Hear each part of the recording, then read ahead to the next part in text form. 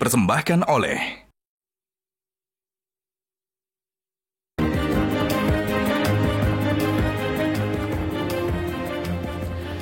Pemirsa, melencengnya demokrasi di bawah kepemimpinan Presiden Jokowi memunculkan gelombang perlawanan dari kampus di seluruh sudut negeri. Bukan hanya mahasiswa, kali ini para guru besar kompak menyatakan kekecewaan atas penyimpangan demokrasi akibat penyalahgunaan kekuasaan demi ambisi politik pribadi. Alih-alih merespons kritik kampus dengan bijak, orang-orang terdekat Presiden Jokowi justru menuduh sivitas akademika tersebut sebagai partisan. Kontra narasi dan intimidasi pun dilakukan demi membungkam suara-suara yang mengkritik Presiden Jokowi. Inilah kontroversi selengkapnya, bela demokrasi, kampus diintimidasi. Bersama saya, Zilvia Iskandar.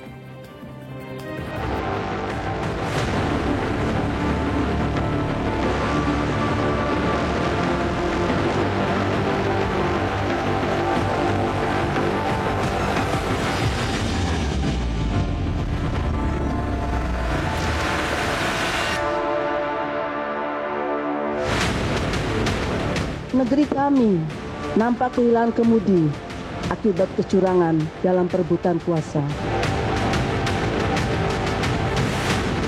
Kami menyesalkan tindakan-tindakan menyimpang yang justru terjadi pada masa pemerintahan Presiden Jokowi yang juga merupakan bagian dari keluarga besar Universitas Gadjah Mada. Indonesia darurat kenegarawanan diperburuk dengan gejala budarnya sikap kenegarawanan dari Presiden. Presiden sebagai kepala negara dan segenap jajarannya dalam praktek justru berpotensi menjadi sarana mempertahankan dan melanggengkan kekuasaan.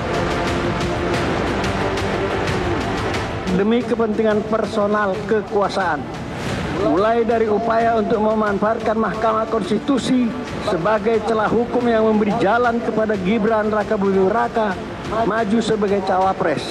Rentetan tindakan pengabaian etika, moral, dan nilai-nilai Pancasila yang ditampilkan oleh para pejabat publik tanpa rasa malu.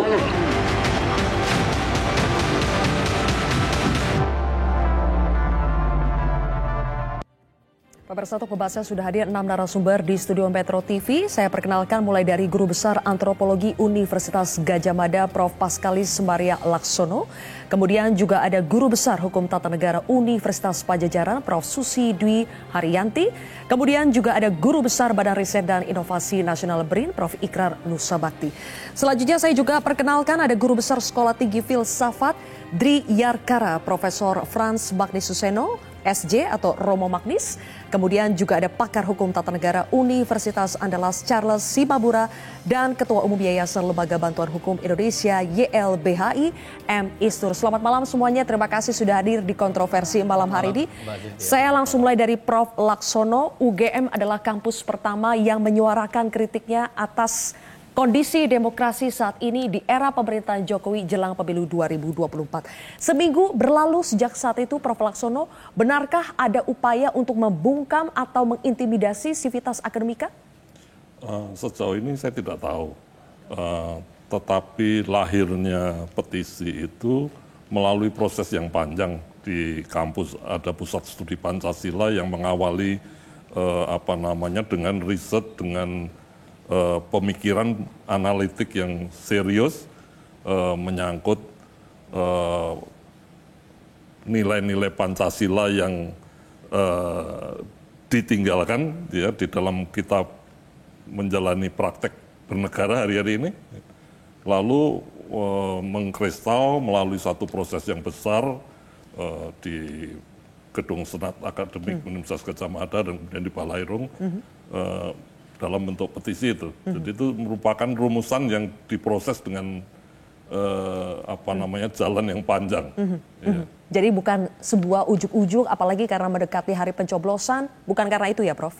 Bukan, sama sekali bukan. Tetapi kemudian menemukan konteksnya karena kesejajaran waktu. Jadi ada proses persoalan Pancasila yang tidak dijalankan secara penuh, lalu ada situasi pemilihan, lalu terakhir betul-betul yang membuat orang terpicu itu ketika ada persoalan seorang pemuda di Gunung Kidul membentangkan spanduk yang kemudian spanduknya dirampas dan mengalami persekusi yang itu membuat meradang sivitas akademika di UGM. Ya, dan sebetulnya ya semua menangis sedih terharu karena kok bisa semua ini terjadi, gitu ya. Ya. Semuanya mempertanyakan Prof. Laksono, tapi kita melihat respon yang diberikan oleh pemerintah sejauh ini, kemudian orang-orang yang diduga sebagai aparat yang mengintimidasi malah bermunculan. Coba kita simak bersama. Kami mendapat WA dari salah seorang sebenarnya mahasiswa kami yang mengatakan bahwa dia kecewa sekali, dan kebetulan dia itu dari angkatan. Ya, walaupun dia tidak menyebut nama dan lainnya, tapi dia berusaha agar kita tidak menjalankan apa yang kita lakukan pada hari ini. Minggu lalu, Mbak, HP kami diretas, WhatsApp kami tidak bisa diakses, dan juga banyak kali intimidasi yang meminta jangan ada seruan-seruan aksi di berbagai daerah ataupun gerakan-gerakan yang membahas tentang demokrasi ataupun pemilu 2024. Baik, kami munculkan juga informasi bahwa Rektor Unisula Semarang diminta tim operasi katanya agar tidak kritik Jokowi. Pertanyaan saya ke Prof. Susi, ada permintaan dari aparat katanya untuk membuat video testimoni baik tentang pemerintahan Jokowi.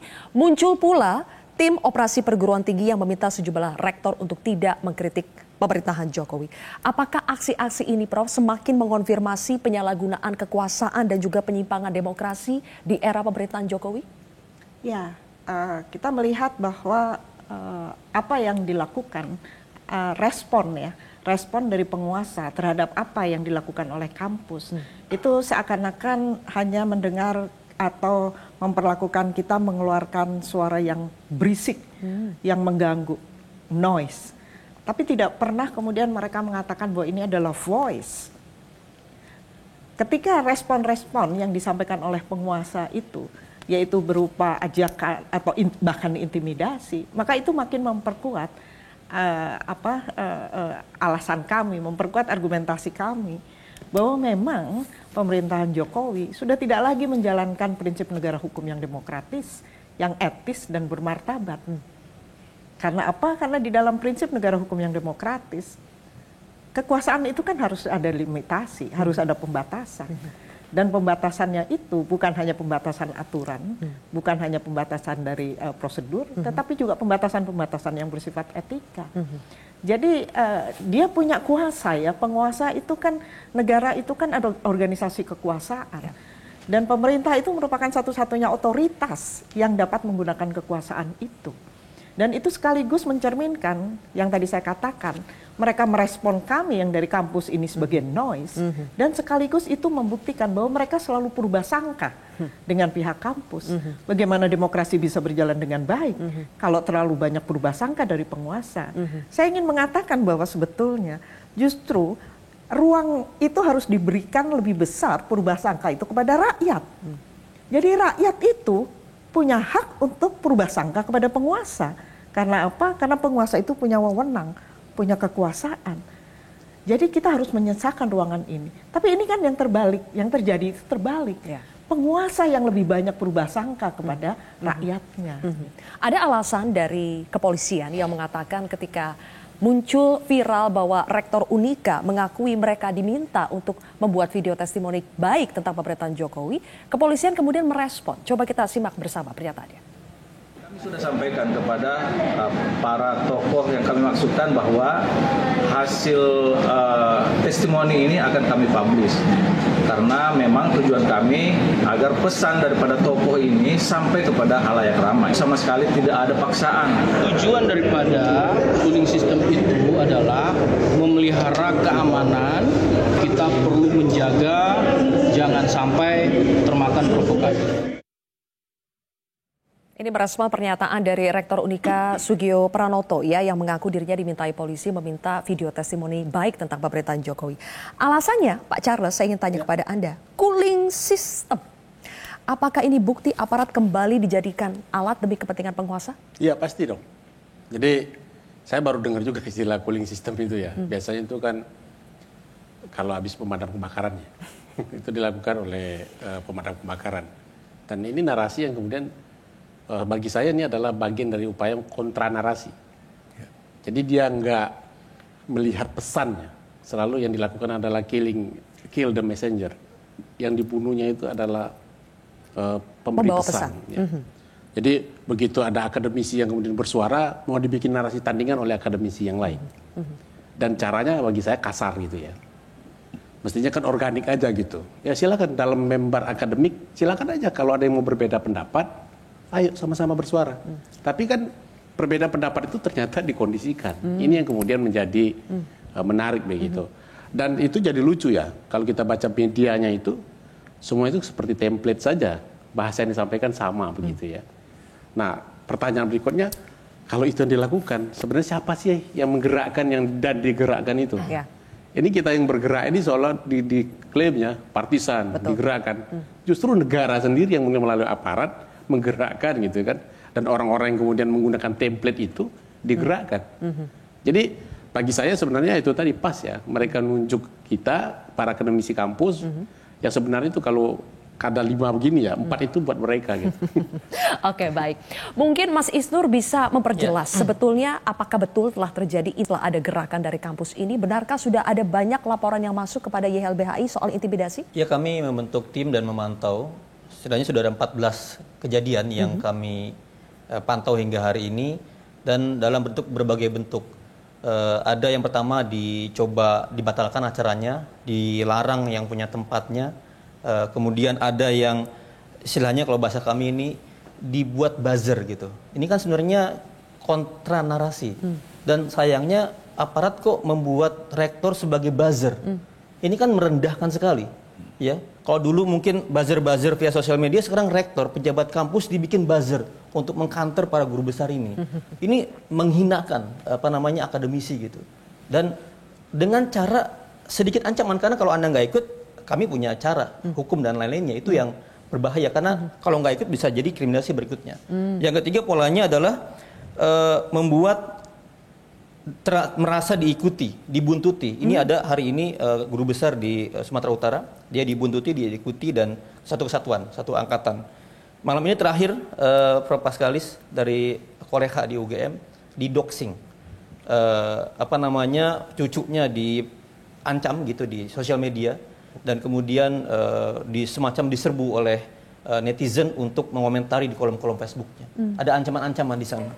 Ada juga dengan yang terakhir yang juga agak masif ini, termasuk YLBHI digeruduk ya, di demo gitu. Oleh massa. Teman-teman trilogi kemarin di Kalibata juga didatangi oleh sekelompok preman, dipaksa bubar acaranya. Ya. Itu semakin meningkat ancamannya. Masa yang samakah yang datang ke YLBHI? Kami melihat masa yang sama dan polanya sama gitu, tujuannya sama, bahasanya sama, dan ini sebenarnya mengulang. Saya tuh pengen bertanya sama Kapolri sebenarnya, apakah ini operasi yang sama seperti 2020? 2020 itu Kapolri mengeluarkan STR 645. Salah satu operasinya adalah kontra narasi, menciptakan bahasa tandingan, membuat bahwa pemerintah ini baik-baik saja. Saya tanya, apakah ini operasi dari Kapolri atau operasinya Kapolda Jateng? Karena bagi saya skandal dalam kepolisian dan melanggar etik, melanggar prinsip dan undang-undang kepolisian, di mana kepolisian menjadi bukan alatnya negara, alatnya kekuasaan gitu. Yang jelas operasi kontra narasi untuk menyaingi suara-suara kampus dari para kalau guru ini besar adalah nyata, inisiatif dari Kapolda Jateng, harusnya Kapolri menegur. Baik. Karena kami belum mendengar operasi yang sama di polda-polda lain. Baik. Nanti kita akan lanjutkan kembali. Ada pernyataan dari Presiden Jokowi menanggapi kritik kampus, mengatakan bahwa ini adalah hak demokrasi. Tapi yang kita lihat di lapangan ada upaya-upaya untuk membungkam suara tersebut. Jadi pertanyaan saya, apakah ini salahnya orang-orang di bawah Presiden Jokowi yang tidak mengerti menghormati hak demokrasi, atau Presiden Jokowi yang lain di mulut, lain di hati? Kami akan bahas pemirsa usai jeda.